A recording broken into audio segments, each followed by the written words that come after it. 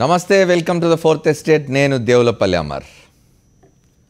దేశంలో అసహనం పెచ్చరిల్లుతున్నదా? సుధీంద్ర కుల్కర్ణిపై నల్ల రంగు పొలమడం దేనికి సంకేతం? మర్యాదకు ప్రతిరూపమైన భారత్లో పెరుగుతున్న ఇటువంటి ధోరణులు సమాజం హర్షిస్తుందా? రంగు పడింది ఇవాల్టి మన డిస్కషన్ టాపిక్. ఇందులో పాల్గొనేందుకు మనతో సీనియర్ పాత్రికేయులు, మన తెలంగాణ దినపత్రిక సంపాదకులు కె శ్రీనివాసరెడ్డి ఉన్నారు. అట్లాగే సీనియర్ అడ్వకేట్ రవిచంద్ గారు, సాక్షి మీడియా ఎడిటోరియల్ డైరెక్టర్ రామచంద్రమూర్తి గారు కూడా జాయిన్ అవుతారు మనతో. భారతీయ జనతా పార్టీ నాయకులు రఘునందన్ రావు కూడా ఈ చర్చలో పాల్గొంటారు. మీరు ఈ కార్యక్రమంలో పాల్గొనవచ్చు. మీ అభిప్రాయాలు, సలహాలు, సూచనలు www.sakshi.comలో, ఫేస్బుక్లో అయితే facebook.com/sakshi news పేజ్లో పోస్ట్ చేయవచ్చు.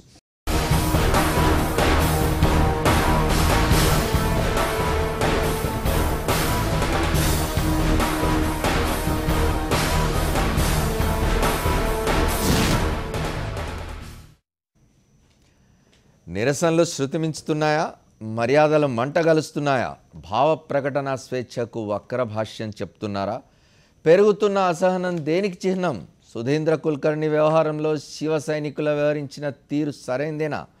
దాడికి పాల్పడ్డ వారిని దేశభక్తులుగా శివసేన అభివర్ణించడం సరైన సంకేతమేనా?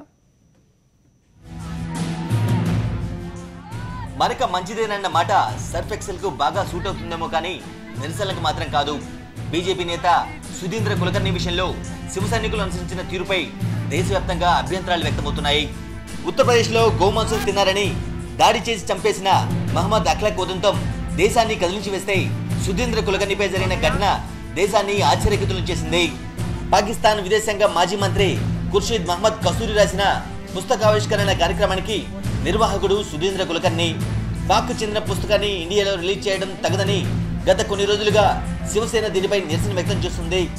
పుస్తకావిష్కరణకు బయలుదేరిన సుధీంద్ర కుల్కర్ణిని అడ్డుకున్న శివ సైనికులు ఆయన ముఖానికి నల్ల రంగు పూశారు. పుస్తకావిష్కరణను ప్రతిష్టాత్మకంగా తీసుకున్న కుల్కర్ణి అలాగే నల్ల రంగుతోనే కార్యక్రమానికి హాజరయ్యారు. जो भी हुआ है, ये जो तिरंगा है, ये तिरंगे का अपमान है. तिरंगे के आदर्श, तिरंगे के विचार, भारत का लोकतंत्र, इसका अपमान है और ऐसा नहीं होना चाहिए. సుధీంద్ర కుల్కర్ణిపై జరిగిన దాడిని అంతా తప్పుపట్టారు. పెరుగుతున్న అసహనానికి ఇది చిహ్నమని అద్వానీ అన్నారు. బీజేపీ ప్రవేశిస్తున్న హిందుత్వ సిద్ధాంతానికి ఇది పరాకాష్ఠని సిపిఎం ఆగ్రహం వ్యక్తం చేసింది. I strongly condemn whosoever has done it, because these days when people talk about the growing intolerance towards a viewpoint that you are not willing to accept, who has done it I do not know, and therefore I cannot name anyone. I do not want to name anyone, but whosoever has done it has besmirched the good name of the country in which democracy must ensure tolerance for a different point of view.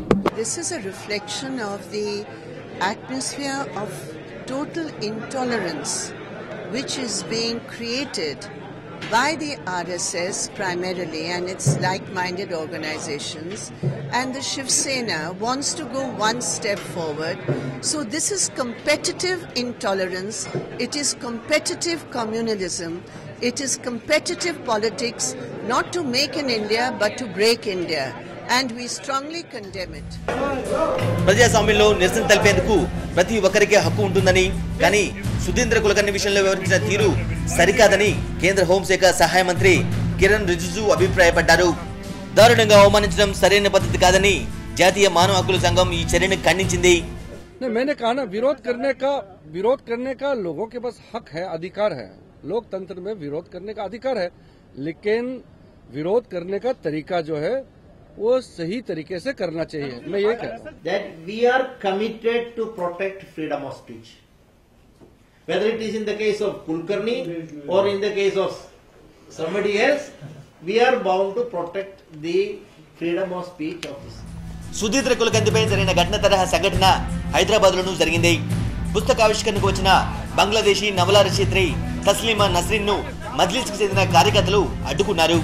August 9, 2007 ఈ సంఘటన జరిగింది. Press club లో జరిగిన ఆ ఘటన యావత్ దేశాన్ని ఉలిక్కిపడేలా చేసింది. మజ్లిస్ ఎమ్మెల్యేలు అఫ్సర్ ఖాన్, అహ్మద్ పాషా, మౌజం ఖాన్, మజ్లిస్ కి చెందిన 20 మంది కార్యకర్తలు నాటి ఘటనలో హల్చల్ సృష్టించారు. తన నవల షో తెలుగు అనువాదం విడుదలకు తస్లీమా హైదరాబాద్ వచ్చారు.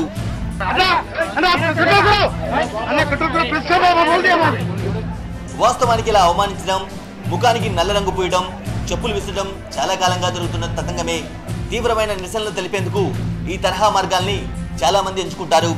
అమెరికా అధ్యక్షుడు జార్జ్ బుష్ నుంచి బీహార్ ముఖ్యమంత్రి మాంఝీ వరకు అందరూ ఇలాంటి అవమానాలను ఎదుర్కొన్నవారే. ఇరాక్ పై యుద్ధానికి నిరసనగా డిసెంబర్ 14, 2008న బాగ్దాద్లో అప్పటి అమెరికా అధ్యక్షుడు జార్జ్ బుష్ పై ఇరాకీ టీవీ జర్నలిస్ట్ ముంతదల్ అల్ జైదీ షూ విసిరారు. అది బుష్ కు తాకకపోయినా తాకినంత పని జరిగింది. కానీ ఇవన్నీ ఎరుగని అవమానం అగ్రరాజ్యాధినేత బుష్ ను అయోమయానికి గురిచేసింది. ప్రపంచాన్ని తన గుప్పిట్లో పెట్టుకున్న చైనా అధినేత కూడా అవమాన భారాన్ని భరించక తప్పలేదు. అయితే అది స్వదేశంలో కాకపోవడం కొంతలో కొంత ఆయనకు ఊరట. బ్రిటన్లోని కేంబ్రిడ్జ్ యూనివర్సిటీలో ఫిబ్రవరి 3, 2009న చైనా ప్రధాని వెన్ జియాబావో ప్రసంగిస్తుండగా ఓ వ్యక్తి సడన్ గా లేచి ఆయనపై షూ విసిరాడు. అది కూడా గురి తప్పింది. జియాబావోకు అది 30 అడుగుల దూరంలో పడిపోయింది.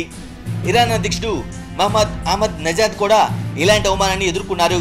మార్చి 6, 2009న ఇరాన్లోని ఉరిమిలో ఓ సభలో పాల్గొనేందుకు ఓపెన్ టాప్ కారులో వస్తున్న నజాద్ పై కొందరు షూ విసిరారు. లక్కీగా అది జస్ట్ మిస్ అయింది. ఇక మన దేశం విషయానికి వస్తే ముందుగా ఇలాంటి అవమానం పాలైంది కాంగ్రెస్ నేత చిదంబరం. ఏప్రిల్ 7, 2009న కాంగ్రెస్ ఆఫీసులో చిదంబరం మాట్లాడుతుండగా దైనిక్ జాగరణ్ రిపోర్టర్ జర్నైల్ సింగ్ హఠాత్తుగా లేచి షూ విసిరారు. లక్కీగా చిదంబరానికి తాకకుండా అది పక్కన పడిపోయింది. తరువాతి కాలంలో ఆ రిపోర్టర్ కు విపరీతమైన క్రేజ్ వచ్చింది. ఆమ్ ఆద్మీ పార్టీ అతనికి ఎమ్మెల్యే టికెట్ కూడా ఇచ్చింది. బీజేపీ అగ్రనేత అద్వానీపై కూడా చెప్పుదాడి జరిగింది. జిన్నాను లౌకికవాదాన్ని కీర్తించడాన్ని తప్పుపడుతూ ఓ బీజేపీ కార్యకర్త అహ్మదాబాద్ లో అద్వానీపై చెప్పు విసిరారు. ఏప్రిల్ 16, 2009న ఈ ఘటన జరిగింది. మాజీ ప్రధాని మన్మోహన్ సింగ్ కూడా ఈ తరహా అమర్యాదపూర్వక ప్రవర్తనను ఎదుర్కొన్నారు. ఏప్రిల్ 26, 2009న అహ్మదాబాద్ లో ఎన్నికల ప్రచార సభలో పాల్గొన్న మన్మోహన్ పై ఒకతను షూ విసిరాడు. ఈ ఘటనను చాలా మంది తప్పుపెట్టారు. చెప్పులు విసరడం మన సంప్రదాయం కాదని ప్రియాంక గాంధీ అప్పుడే రుసరుసలాడారు. ఏప్రిల్ 28, 2009న కర్ణాటక ముఖ్యమంత్రి యడ్యూరప్పపై షూ అటాక్ జరిగింది. హసాన్ జిల్లాలోని చెన్నరాయపట్నంలో ఎన్నికల సభలో పాల్గొన్న యడ్యూరప్పపై ఓ నిరసనకారుడు షూ విసిరాడు. ఆమ్ ఆద్మీ పార్టీ అధినేత, ఢిల్లీ ముఖ్యమంత్రి అరవింద్ కేజ్రీవాల్ ఎక్కువ అవమానాలు ఎదుర్కొన్న వ్యక్తి. లక్నోలో ఓసారి ఆయనపై షూ దాడి జరిగింది. ఢిల్లీలో కొందరు ఆయనపై నల్ల ఇంకు జల్లారు. కాంగ్రెస్ ఉపాధ్యక్షుడు రాహుల్ గాంధీ కూడా ఈ దాడిని ఒకసారి చవిచూశారు. జనవరి 23, 2012న డెహ్రాడూన్ సభలో రాహుల్ గాంధీ మాట్లాడుతుండగా బుల్లెట్ లేగా ఓ షూ ఆయనపై వచ్చింది. ఆగస్టు 7, 2010న పాకిస్తానీ అధ్యక్షుడు ఆసిఫ్ అలీ జర్దారీ కూడా ఘోర అవమానం పాలయ్యారు. ఆయన తీరుపై ఆగ్రహం వ్యక్తం చేసిన ఓ నిరసనకారుడు ఏకంగా 2 బూట్లను విసిరేశాడు.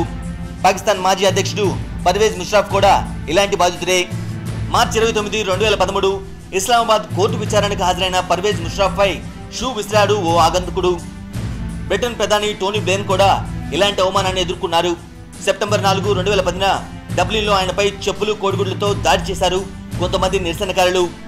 గత ఏడాది అక్టోబర్ 6న పూణేలో ఎన్నికల సభలో పాల్గొనేందుకు వెళ్లిన కేంద్ర మంత్రి నితిన్ గడ్కరీపై కూడా షూ దాడి జరిగింది.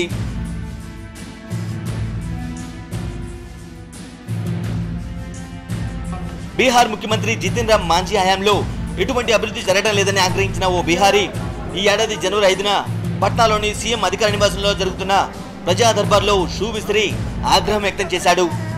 2009లో వరుసగా మన్మోహన్ సింగ్, అద్వానీలపై పాదరక్షల దాడి జరగడంతో అప్పటి గుజరాత్ ముఖ్యమంత్రి నరేంద్ర మోదీ తన ఎన్నికల సభలో వాలీబాల్ నెట్ ఏర్పాటు చేసుకుని జాగ్రత్త పడ్డారు. మన పొరుగు దేశం పాకిస్తాన్ విదేశాంగ విధానం మీద అక్కడి విదేశాంగ శాఖ మాజీ మంత్రి కసౌరి రాసిన పుస్తకాన్ని ముంబైలో విడుదల చేస్తున్న సందర్భంగా నిన్న సుధీంద్ర కుల్కర్ణి మీద జరిగిన దాడికి సంబంధించి మాట్లాడుకుంటున్నాం. మనం రామచంద్రమూర్తి గారు కూడా జాయిన్ అయ్యారు మనతో. ఎడిటోరియల్ డైరెక్టర్ సాక్షి మీడియా గ్రూప్ శ్రీనివాస్ రెడ్డి గారు ఉన్నారు, మా తెలంగాణ సంపాదకులు రవిచంద్ గారు ఉన్నారు, సీనియర్ అడ్వకేట్. అట్లాగే రఘునందన్ జాయిన్ అవుతారు, భారతీయ జనతా పార్టీ నాయకులు మనతో. ముందుగా రామచంద్రమూర్తి గారితో మొదలుపెడదాం. మూర్తి గారు, జనరల్గా ఇంతకుముందు చూసినాం మనం పాలిటీషియన్స్ మీద దాడులు అనేవి చాలా మామూలు. ఎందుకంటే డెమోక్రసీలో ప్రజలు తమకు సంబంధించిన సంక్షేమ కార్యక్రమాలు జరిగితేనో లేకపోతే గవర్నెన్స్ సరిగా లేకపోతేనో డిప్రెస్ అయ్యి లేదా ఫ్రస్ట్రేట్ అయ్యి కొంత రాజకీయ నాయకుల మీద పాదరక్షాలతో దాడి చేయడము, రాళ్లతో దాడి చేయడం, లేకపోతే ఇంకు చల్లడం, ఇట్లాంటివి చాలా సందర్భాలు చూసినాం మనం. అయితే అది కూడా అట్లాంటి ప్రొటెస్ట్ను కూడా ఎవరు సమర్థించరు. ఎందుకంటే ప్రొటెస్ట్ చేసే అధికారం అందరికీ ఉంటుంది, కానీ అది శాంతియుతంగా జరగాలని అందరం ఒప్పుకుంటాం. కానీ ఇటీవలి కాలంలో పెరిగిపోయిన ఈ మత సంబంధమైన దాడులనండి, లేదా సంస్కృతి మీద, కళల మీద జరుగుతున్న దాడులు. నిన్న చూడండి, పాకిస్తాన్ విదేశాంగ శాఖ మాజీ మంత్రి కసౌరి పుస్తకం రిలీజ్ ముంబై వస్తే వీ కెన్ అండర్స్టాండ్ ముంబైలో ప్రజల ఆగ్రహం ఎట్లా ఉంది. ముంబై మీద టెర్రరిస్టుల దాడి తర్వాత, తాజ్ హోటల్ మీద కానీ, చర్చ్ గేట్ స్టేషన్ మీద, ఇతర ప్రాంతాల్లో దాడి తర్వాత, చాలామంది చనిపోయిన తర్వాత వాళ్ళ భావోద్వేగాలు మనం అర్థం చేసుకోగలం. కానీ ఇట్లాంటి దాడి, నిన్న సుధీంద్ర కుల్కర్ణి మీద జరిగిన దాడి, దీన్ని ఎట్లా చూడాలి మనం? ఇది రెండు రకాలు సార్. ఒకటేమో మతపరమైన అసహనం ఒకటి, తర్వాత పాకిస్తాన్తో సంబంధాల విషయం ఒకటి. ఇందాక మనం చెప్పినవన్నీ కూడా సార్ వ్యక్తులు, సిటిజన్స్ గవర్నమెంట్ మీద అసమ్మతితోనో లేదా ఆగ్రహంతోనో చేసిన పనులు, వాటికి వీటికి సంబంధం లేదు. ఇది ఆర్గనైజ్డ్గా ఒక పొలిటికల్ పార్టీ తరఫున, ఒక పొలిటికల్ పార్టీ అధ్యక్షుడి ప్రమేయంతో, ప్రోత్సాహంతో జరిగిన దాడి. ఇది ఆ దాడి చేసిన వాళ్ళని సన్మానించడం, పైగా ఆ పార్టీ నాయకుడు ఉద్ధవ్ ఠాక్రే వాళ్ళందరినీ సన్మానించారు వాళ్ళు ఉదయం.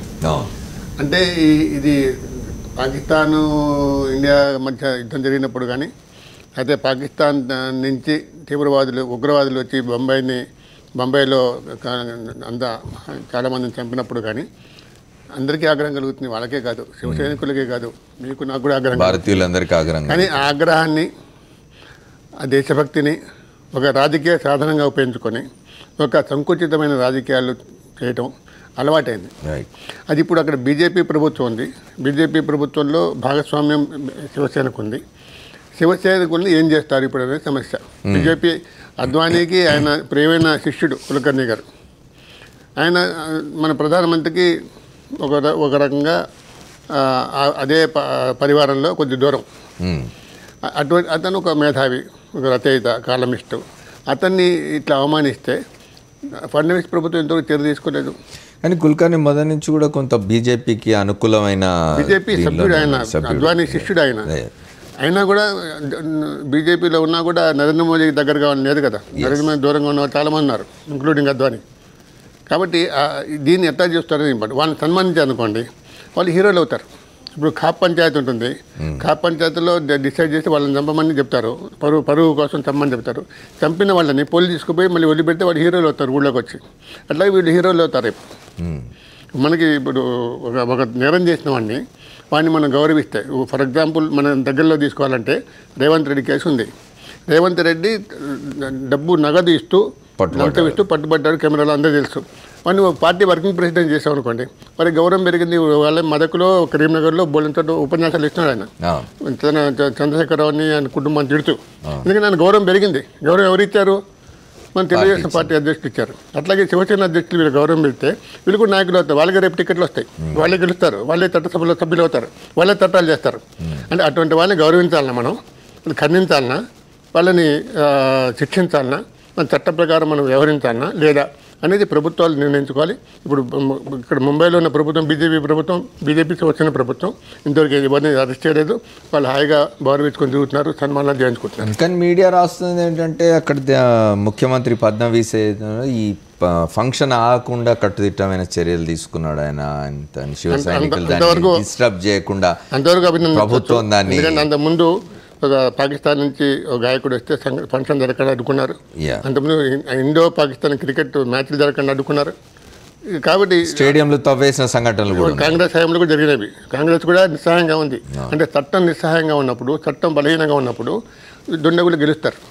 దుండగులు గెలిస్తే ప్రభుత్వాలు వీక్గా ఉన్నట్లు లెక్క, చట్టం అమలు చేయనట్లు లెక్క. మనకు కావాల్సింది, మనకు కావాలని చట్టపాలన కోరుకుంటున్నాం.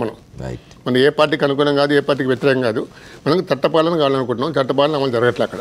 అది మనం శ్రీనివాస్ రెడ్డి గారితో, రవిచంద్ర గారితో కూడా మాట్లాడారు. శ్రీనివాస్ రెడ్డి గారు, శివ సైనికులకు ఇది ఒక అలవాటుగా మారింది.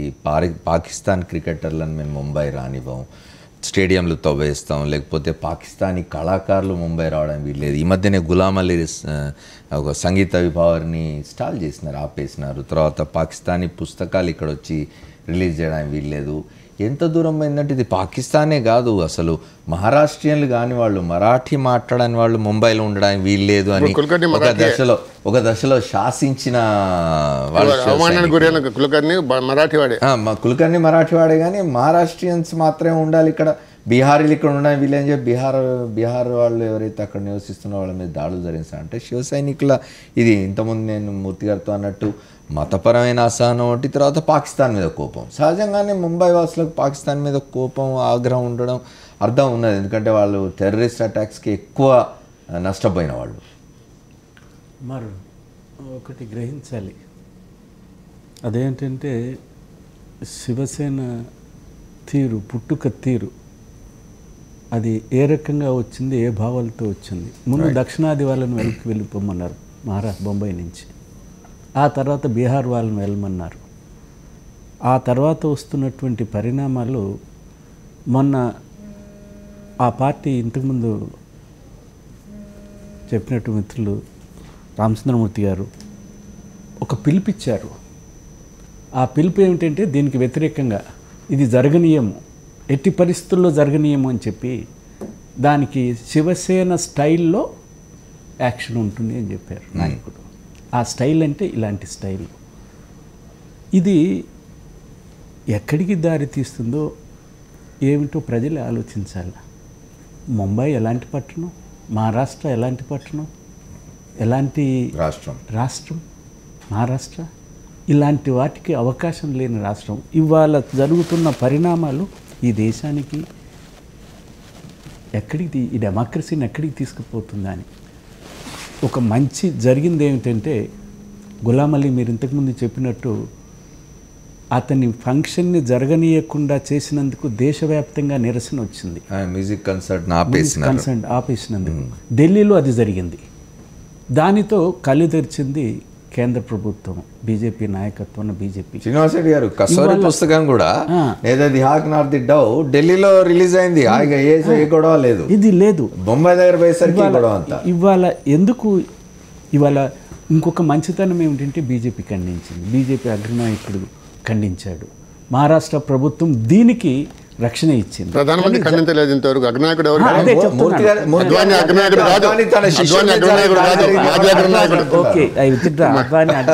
కాదు, అద్వానీ మాజీ అగ్రనాయకుడు.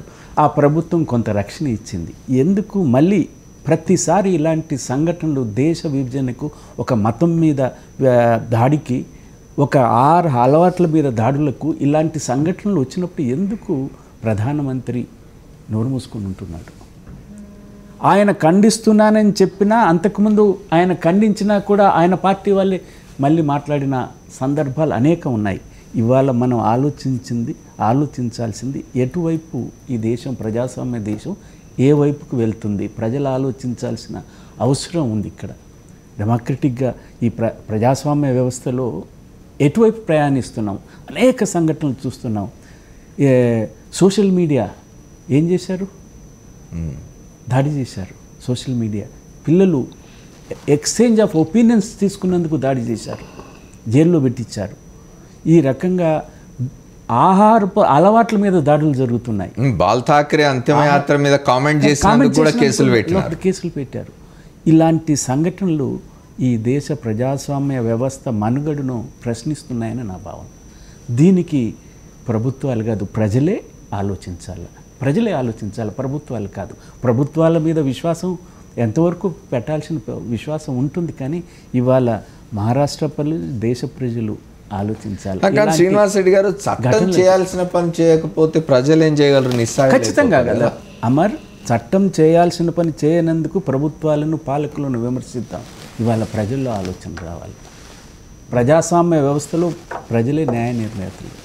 ఈ ప్రజలే ఆలోచించాలి. ఈ ఘటనలన్నీ ఎక్కడికి దారితీస్తున్నాయి, ఎటువైపు ఈ ప్రయాణం సాగుతుంది? సాహిత్యం మీద దాడి, చరిత్ర మీద దాడి, ఆహారపు అలవాట్ల మీద దాడి, స్వేచ్ఛ మీద దాడి, భావ ప్రకటన మీద దాడి. ఇరు దేశాల మధ్య యుద్ధం జరగటంలే, యుద్ధాన్ని నివారించడానికి తోడ్పడాలా. ప్రజల మధ్య సంబంధాలు కూడా వద్దనే తీరు, నైతికత ఏ రాజకీయ పార్టీ వ్యవస్థకు ఉంటుందో అర్థం. మన దేశ అధ్యక్షుడు, రాష్ట్రపతి నిన్నగాక మొన్న ఉత్తరప్రదేశ్లో జరిగిన సంఘటన పరోక్షంలో ఒక మంచి భావాన్ని వ్యక్తం చేశాడు. ఇద్దరు ప్రధానమంత్రులు కలిసి టెర్రరిజానికి వ్యతిరేకంగా ఇరు దేశాల మధ్య సంబంధాలు నెలకొల్పుకోవాలనుకున్నారు. ఇవాళ ప్రజల మధ్య కూడా సంబంధాలు వద్దు, రాజకీయ పార్టీల మధ్య సంబంధాలు వద్దు, సాహిత్యకారుల మధ్య సంబంధాలు వద్దు, సాంస్కృతిక ప్రతినిధుల మధ్య సంబంధాలు వద్దు. ఎక్కడికి పోతుంది ఇది? ఇవాళ ప్రజలే ఆలోచించాలా. ఈ దేశాన్ని పరిపాలించేవారు దానికి తోడవుతున్నారు. ప్రజల ఆగ్రహానికి గురైనప్పుడు ఖండిస్తున్నారు. ఎందుకు? అంతే తప్ప ఇది ఏ వైపు ప్రయాణిస్తుందో ప్రజలే. శ్రీనివాస్ రెడ్డి గారు, భారతీయ జనతా పార్టీ నాయకత్వంలోని ఎన్డీఏ ప్రభుత్వాలు వచ్చినప్పుడే ఈ సంఘటనలు జరుగుతున్నాయా, లేకపోతే మామూలుగా కూడా దేశం అంతటా ఇది పెరిగిపోతుందా అనే విషయం కూడా మాట్లాడుకున్నారు. రవిచంద్ర గారితో కూడా మాట్లాడారు. ఒక షార్ట్ బ్రేక్ తీసుకుని వస్తాం.